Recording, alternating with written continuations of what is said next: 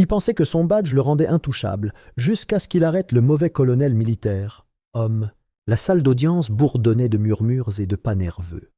L'air était chargé d'une odeur de vieux bois et de sueur, se mêlant à un parfum écœurant d'impatience. Les officiers étaient alignés le long du mur du fond, leurs visages stoïques ne trahissant rien, leurs uniformes impeccables mais quelque peu ternis par le poids de la procédure. Les néons au-dessus projetaient une lueur crue sur les surfaces polies, soulignant chaque ligne de tension gravée sur les visages des personnes présentes. Les journalistes étaient perchés au bord de leur siège, leurs stylos frétillant comme des doigts anxieux, prêts à consigner chaque syllabe. Leurs regards allaient et venaient de la table de l'accusé à l'homme qui était entré dans la salle avec toute la présence d'un orage, sur le point d'éclater.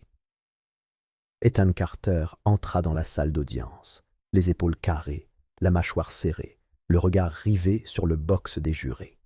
Son attitude autrefois vibrante avait laissé place à une intensité froide, son expression figée dans le masque rigide de quelqu'un qui avait été contraint d'endurer trop de choses pendant trop longtemps. Il était la victime dans cette affaire, même si le bilan des dernières semaines l'avait privé de toute chaleur humaine. Ses cheveux noirs étaient en bataille, des mèches saillantes comme si ses doigts les avaient ratissés une fois de trop, un effort vain pour dompter le chaos intérieur comme extérieur. Ses yeux étaient cernés par l'épuisement, des croissants meurtris maculaient sa peau pâle.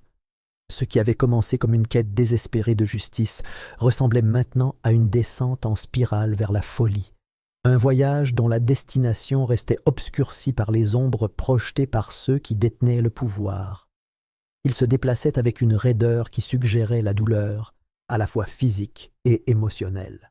Son corps portait les cicatrices de nuits blanches et de poursuites désespérées, son esprit s'accrochant à des fils de raison dans un monde qui semblait déterminé à les détruire. Pourtant, sous la fatigue, subsistait une détermination farouche, une flamme qui refusait de s'éteindre. Alors que son regard se posait sur l'homme assis à la place de l'accusé, ce feu flamboyait avec une force qui menaçait de le consumer entièrement. Le colonel William Stroud était assis, le dos droit, le regard fixe, fixé devant lui avec la discipline d'un soldat. Son uniforme militaire, impeccable et rutilant, ressemblait plus à une armure qu'à un vêtement. Des rangées de médailles ornaient sa poitrine, polies jusqu'à un éclat qui reflétait la lumière avec une précision froide et stérile. Son expression restait indéchiffrable, témoignage de décennies de discipline rigide qu'il avait depuis longtemps purgé de tout doute. Pourtant, il y avait autre chose en lui, une arrogance aiguisée par le pouvoir, une assurance qui confinait au dédain. Le regard de Stroud ne se porta qu'une seule fois sur Ethan, un regard si bref qu'on aurait pu le prendre pour un jeu de lumière. Mais Ethan le vit, sentit le mépris irradié de la posture rigide et du regard indifférent de l'homme. Le marteau du juge frappa brutalement, plongeant la salle dans un silence si complet qu'on aurait dit que le son lui-même avait été voilé. L'avocat d'Ethan, Richard Hayes, se leva avec la précision mesurée d'un homme habitué à naviguer en terrain miné. Sa voix, tranchante et inflexible, traça le silence tandis qu'il exposait les accusations portées contre Stroud. C'était le récit détaillé d'un événement cauchemardesque qui avait coûté à Ethan son frère, Jacob. Jacob Carter enquêtait sur un réseau de corruption profondément enfoui au sein du système judiciaire. Ces notes mentionnaient le nom de Stroud à plusieurs reprises, griffonné dans les marges des documents comme un avertissement murmuré. Aux côtés du nom de Stroud figuraient ceux d'autres hauts fonctionnaires et hommes politiques, des personnages anonymes, trop influents et trop peu consciencieux. C'était le genre d'homme qui opérait dans l'ombre, qui façonnait le monde par la manipulation et la cupidité. Lorsque le corps de Jacob fut retrouvé il y a 2 semaines, le crâne fracassé et le corps jeté comme un déchet dans une rivière, Ethan jura que quelqu'un paierait. Mais à présent, à mesure que la procédure judiciaire se déroulait, il devenait douloureusement évident qu'il ne s'agissait pas de vérité. Il s'agissait de faire taire une voix trop obstinée pour être étouffée. Les doigts d'Ethan se crispèrent en poing, ses ongles s'enfonçant dans ses paumes comme si la douleur pouvait l'ancrer dans l'instant présent. Il écouta Hayes parler de preuves, de témoignages et de paperasses imprégnées de l'âcre odeur de corruption. Et pendant tout ce temps, Stroud resta une statue d'indifférence. Ethan sentait leur regard braqué sur lui. Ces hommes aux chaussures cirées et aux costumes sur mesure qui avaient tout à perdre si Stroud tombait. Il l'observait avec le détachement froid de prédateurs, évaluant une proie blessée. Ethan était devenu un inconvénient, un homme qui osait défier une structure conçue pour se protéger à tout prix. Sa seule présence dans la salle d'audience était un affront à leur monde soigneusement construit de corruption et de contrôle. La voix du procureur continua, résonnant dans la conscience d'Ethan comme un écho lointain. Les mots se brouillaient, les concepts se mêlant au souvenir du corps brisé de Jacob, retiré de la rivière. La photographie du visage sans vie de son frère s'était gravée dans l'esprit d'Ethan, une cicatrice permanente qui transformait ses pensées en formes sombres et inflexibles. Il se força à se concentrer, à écouter le dossier contre Stroud se construire avec un soin méticuleux. Mais plus il creusait, plus il devenait évident que les dés étaient truqués bien avant même le début du procès. Des preuves avaient disparu, des témoins avaient été intimidés ou achetés. L'atmosphère même de la salle semblait empreinte de tromperie. Le regard d'Ethan se reporta sur Stroud, l'observant avec une haine si profonde qu'elle lui donnait l'impression d'être un être vivant. L'expression du colonel resta inchangée, son regard fixé quelque part au-delà des murs de la salle d'audience. Peut-être était-il sûr de son innocence, ou peut-être était-il simplement trop puissant pour craindre les conséquences de ses actes. Mais Ethan ne pouvait se permettre de croire que Stroud s'en sortirait indemne. Quelle que soit l'ampleur de la corruption, quel que soit le nombre de mains souillées par la même souillure qui avait coûté la vie à son frère, il irait jusqu'au bout, même s'il devait se déchirer. Le procès venait à peine de commencer, mais Ethan sentait déjà le poids écrasant des forces liguées contre lui. Et pourtant, tandis qu'il fixait Stroud, le feu en lui ne faisait que s'intensifier. Quoi qu'il arrive ici, il ne se tairait pas. Les audiences s'éternisèrent. Une bataille acharnée de témoignages et de contre-arguments. Richard Hayes se battit avec acharnement, sa passion et sa conviction ne faiblissant jamais, même lorsque les tactiques de l'opposition devinrent plus insidieuses. Il se déplaçait comme un possédé, ses mots tranchant l'atmosphère dense de la salle d'audience avec une précision affinée par des années d'expérience. Mais chaque fois qu'il gagnait du terrain, de nouvelles preuves apparaissaient mystérieusement, discréditant les affirmations d'Ethan, comme si les murs mêmes du palais de justice conspiraient pour protéger Stroud. Les témoins se rétractaient, les yeux creux et la voix tremblante, la peur qui émanait d'eux aussi palpable que la sueur froide qui perlait dans le dos d'Ethan. Des dossiers disparaissaient des armoires verrouillées, leur contenu perdu dans un vide qui engloutissait la vérité tout entière. Les assignations à comparaître étaient purement et simplement ignorées, le pouvoir de la loi impuissant face à quelque chose de bien plus sombre que la simple corruption. La frustration d'Ethan se transforma en une boule de rage qui lui serra la poitrine, menaçant de l'étrangler par sa seule intensité. Il regarda, impuissant, le dossier de l'accusation s'effondrer morceau par morceau, chaque coup porté avec une précision quasi chirurgicale. C'était une guerre bureaucratique, un jeu pratiqué par ceux qui exerçaient le pouvoir non pas comme un outil de justice, mais comme une arme de contrôle. 2 semaines plus tôt, il avait affronté un employé subalterne du nom de Franklin Moore, un homme dont la conscience avait finalement pris le dessus sur sa lâcheté. Ils s'étaient rencontrés dans le recoin sombre d'un parking, la voix basse et pressante d'Ethan, pressant d'obtenir des réponses. Le regard de Franklin s'agitait nerveusement, ses mots jaillissant dans une frénésie frénétique, comme s'il craignait que l'air autour d'eux ne les écoute. Les paroles tremblantes du greffier dressaient un tableau saisissant de corruption, de chantage et de meurtre. Les liens de Stroud avec un cartel politique s'étendaient comme une toile cancéreuse, piégeant juges, dirigeants d'entreprises et forces de l'ordre. Franklin avait parlé de réunions clandestines tenues dans de somptueuses propriétés, loin des regards indiscrets de la ville. Il avait décrit des conversations entendues par hasard, des menaces murmurées au cœur de la nuit, des promesses de pouvoir échangées contre de la loyauté.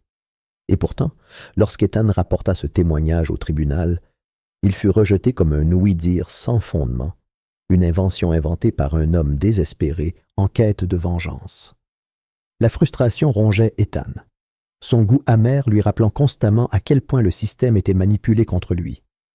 La corruption n'était pas seulement enracinée, elle était devenue le fondement sur lequel reposait la structure du pouvoir de la ville.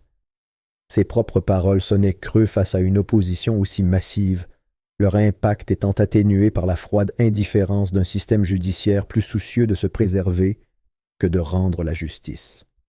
Le désespoir poussa Ethan à prendre des risques qu'il n'aurait jamais envisagés auparavant. En quête d'un moyen de pression, il avait réussi à obtenir l'enregistrement d'une conversation privée entre Stroud et un éminent juge nommé Marcus Kellerman.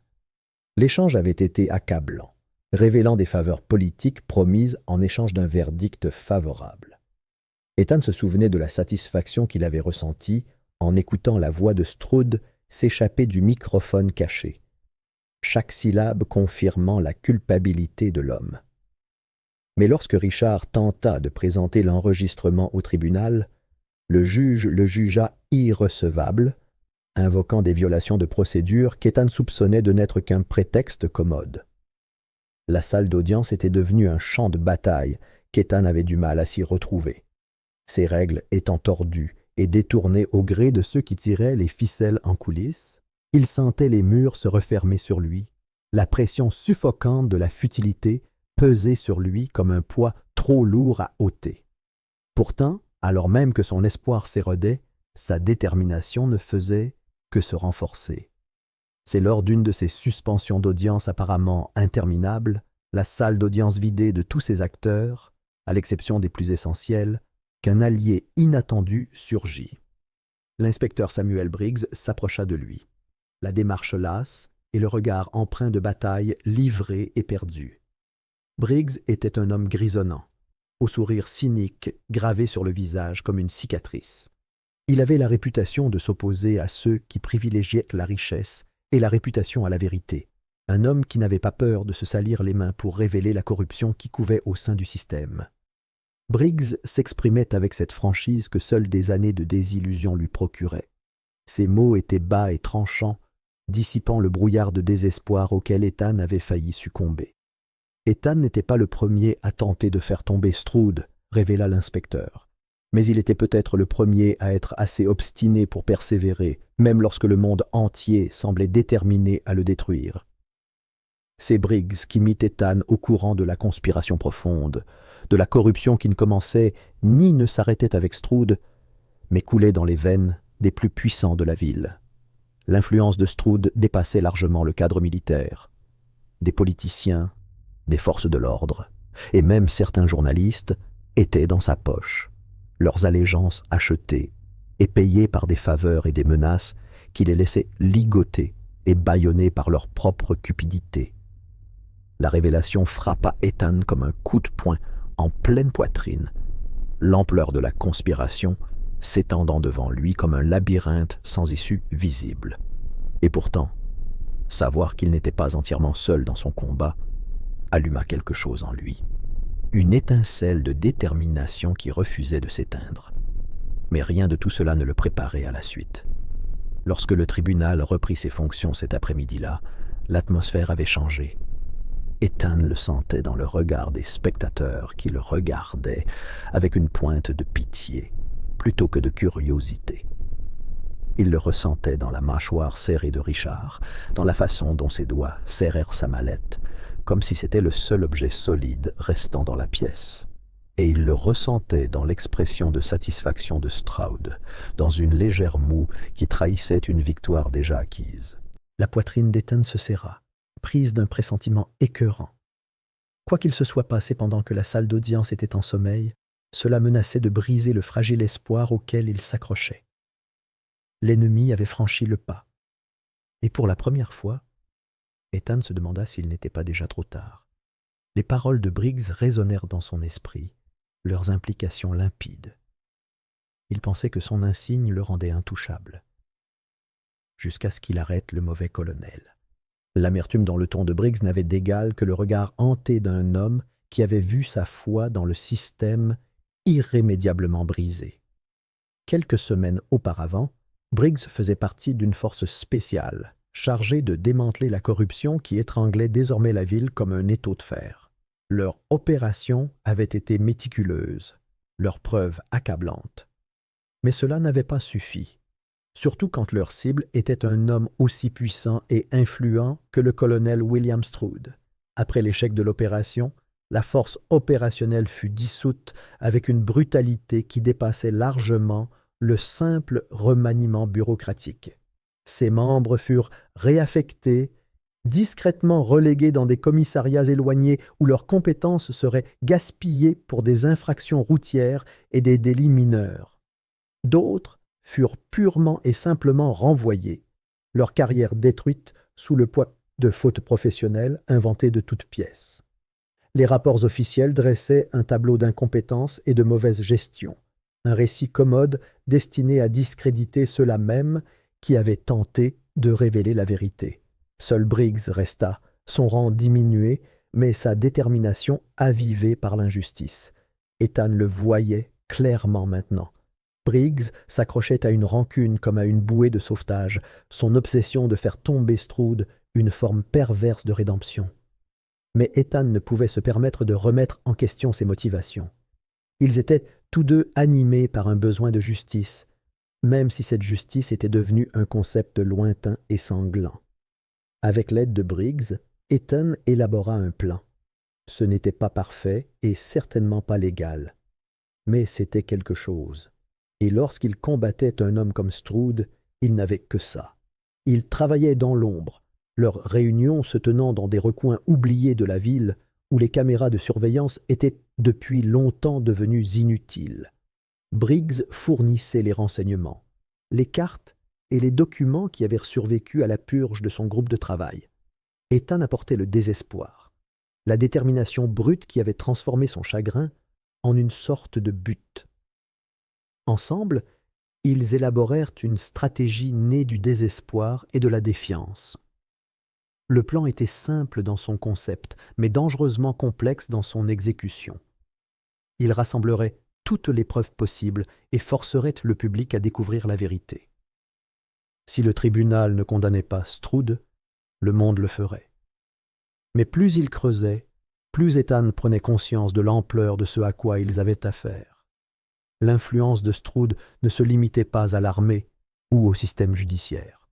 Elle se répandait comme une maladie dans les veines de la société, corrompant tout ce qu'elle touchait. Politiciens, magnats des affaires et même membres de la presse, Stroud les touchait tous.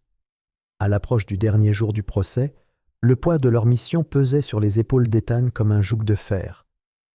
Ces nuits se transformèrent en marathons insomniaques de planification et de paranoïa, son esprit repassant chaque étape de leur stratégie avec une précision obsessionnelle. Briggs l'avait prévenu que leurs chances de succès étaient minces, que les forces déployées contre eux étaient trop puissantes pour être renversées par deux hommes brisés, s'accrochant aux lueurs d'un espoir ténu.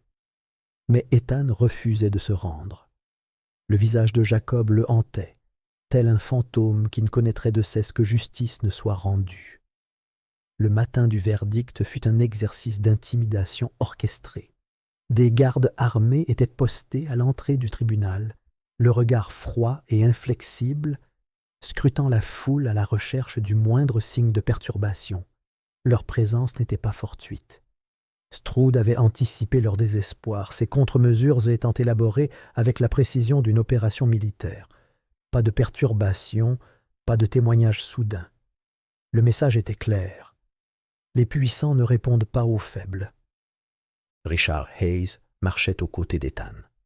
L'expression indéchiffrable, mais la démarche d'une détermination déconcertante. La confiance de l'avocat dans le système judiciaire avait été érodée par la mascarade d'un procès, sa propre expertise étant instrumentalisée contre lui à chaque instant. Ils savaient tous deux ce qui allait arriver. Le verdict avait été rendu bien avant que le premier coup de marteau ne frappe le tribunal. Briggs, cependant, était arrivé préparé. Des semaines de planification méticuleuse avaient conduit à ce moment. Un ultime acte de défiance contre la machine qui avait englouti tant de personnes avant eux. Juste avant l'annonce du verdict, Briggs avait divulgué à la presse une mine de documents classifiés. Des preuves accablantes et irréfutables dépeignant Stroud non seulement comme un homme coupable de corruption, mais aussi comme l'un des principaux artisans d'une conspiration si vaste et complexe qu'elle défiait l'entendement. Les actes de Briggs étaient un risque calculé, une manœuvre irréversible. Ethan ne put que regarder la salle d'audience se fissurer sous le poids de la révélation. Les journalistes se précipitèrent sur leurs appareils, leurs téléphones bourdonnant de l'énergie frénétique d'un cycle d'actualité explosant en temps réel. Les spectateurs murmuraient, confus et incrédules, leurs visages teintés d'indignation et de trahison. L'expression de Stroud était un masque de fureur à peine contenu, les poings serrés sur la table, comme s'il pouvait écraser la vérité par la seule force de sa volonté. Mais plus rien ne pouvait l'arrêter. Briggs avait allumé un feu qui allait consumer les illusions soigneusement construites de la ville. Restait à savoir si la justice s'en suivrait ou si ce serait seulement des cendres et des ruines. La voix du juge trancha le chaos, un ordre de fer de rétablir l'ordre. Mais le mal était déjà fait. Ethan ressentit une vague d'espoir, une sensation qu'il avait presque oubliée au plus profond de son désespoir. La vérité était là, maintenant, hors de tout contrôle du tribunal. Pourtant, alors même que la scène se déroulait, Ethan ne parvenait pas à se défaire du sentiment que la véritable bataille ne faisait que commencer. Stroud était puissant, mais il n'était pas intouchable. Plus maintenant. La salle d'audience s'est effondrée, un tourbillon d'incrédulité et de fureur. Les journalistes sont sortis en trombe, leur voix transmettant déjà le scandale à un monde affamé. Les téléphones ont vibré et les appareils photos ont flashé, leurs opérateurs s'efforçant de décortiquer le désastre qui se déroulait sous leurs yeux. Le sang-froid de Stroud s'est fracturé, ses yeux scrutant les alentours comme ceux d'un animal traqué, la peur d'un homme peu habitué à perdre gravée sur ses traits rigides. Pourtant, le verdict du juge est resté ferme, non coupable. La corruption ancrée dans le système s'est avérée résiliente, ses tentacules trop étroitement liés à l'appareil judiciaire pour être démantelés d'un seul coup. Mais le monde extérieur était une autre bête, indomptée et imprévisible. En quelques jours, des enquêtes ont été lancées dans les agences, les bureaucrates et les politiciens s'efforçant désespérément de se distancier de l'héritage souillé de Stroud. Son empire d'influence commença à s'effondrer, ses alliés l'abandonnant avec la froide efficacité de rats fuyant un navire en perdition. Mais Ethan n'éprouvait aucune satisfaction. Son frère était toujours mort, et Stroud était libre. Pourtant la vérité avait éclaté, une étincelle jetée dans un feu sec. Alors qu'Ethan quittait le tribunal pour la dernière fois, le goût amer d'une vengeance inachevée sur la langue, il savait que cette guerre était loin d'être terminée. Parfois, le simple fait de révéler la vérité suffisait à embraser le monde.